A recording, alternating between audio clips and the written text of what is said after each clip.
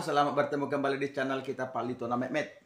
Kembali kita bermain harmonium Poti Marende dengan memakai not balok sebagaimana yang sudah disajikan pada buku logo HKBP.